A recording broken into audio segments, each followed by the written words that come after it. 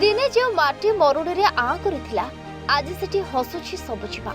कलाहांडी जिला आमपाड़ी अंचल चाषी माने निज श्रम और संघर्ष बल माटीर भाग्य बदलाई देइछन्ति।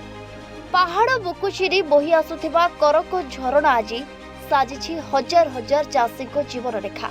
किंतु ए सफलता भितरे भी एबे देखा देइछि किछि बड़ समस्या। ए होछि कलाहांडीर आमपाड़ी अंचल। दिन थिला एहा एक मरुड़ी प्रपीड़ित अंचल भावे परिचित थिला।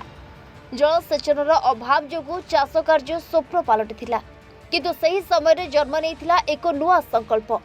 चाषी सरादु माझीଙ୍କ नेतृत्वरे अंचलर चाषी माने एकजुट होइथिले।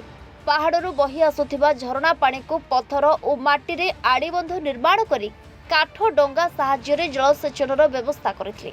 चाषीଙ୍କ एही प्रयास परवर्ती समय रे सरकार को नजर को आसीथिला। 1986 मसीह तत्कालीन मंत्री राहस बिहारी बेहरा उद्यम सोइल कंजर्वेशन विभाग द्वारा आरंभ होइतिला करक जलसेचन प्रकल्प। आउ सेबे ठारू बदली जाइतिला आमपाड़ीर चेहरा। एही प्रकल्प सहायतारे चाषी माने एबे केवल खरीफ ऋतुरे धान नुहे बरं रबी ऋतुरे बादाम पनीपरिबा एवं सूर्यमुखी चाष करी 2 पैसा रोजगार करुछथि। डैम पानी रे एबे शस्य साबळा हेउछि आमपाड़ी। तेबे सफलता मझिरे एक बड़ प्रतिबंधक साजिछि रक्षणाबेक्षणर अभाव। धीरे धीरे माटी केनाल पोती हो जाउथिबारु जलसेचित अंचल बा आइकट एरिया संकुचित होबार लागिछि। पंचायत द्वारा मनरेगा योजना रे कंक्रीट केनाल काम हेउथिले मध्य ता समुद्र को संख्या सदृश होइछि। हमर पौरग्र जेन डैम अछि सेटा भांगी जिछि सेटा के मरामती तार संगे जेन केनाल अछि केन माटी केनाल गुड़ा जेनटा कि कंक्रीट वाल करिक जेन पानी नेले सुविधा होगा और चाषी माने आराम से पानी पाई पारबे। केनाल आमटा से माटी डैम कराय होचे जे केनाल रा होचे दीवाल वालटा कंक्रीट इटा लेका बोलाबा बोलछे आरो एने देखले से जंगलिया हिसाब ना होचे तो से जंगलक पानी इटा ले तो माट पोती जोचे ना। हम निजे चाषी लेके नेले तामे पानी आनबा लागने हमके बेसी असुविधा ही जोचे। हमके सुविधा गोटे कर देले का बोलता बोल।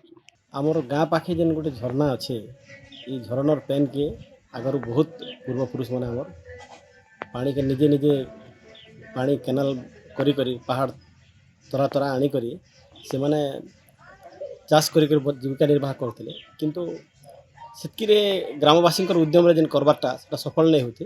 किंतु 1986 मसीह तत्कालीन सरकार गोटे जल अमल प्रकल्प करी जलसेचन व्यवस्था करदेवा द्वारा आमपाड़ी रे आमे पाखापाखि गोटे 400 एकर जमी रे जलसेचन व्यवस्था होता।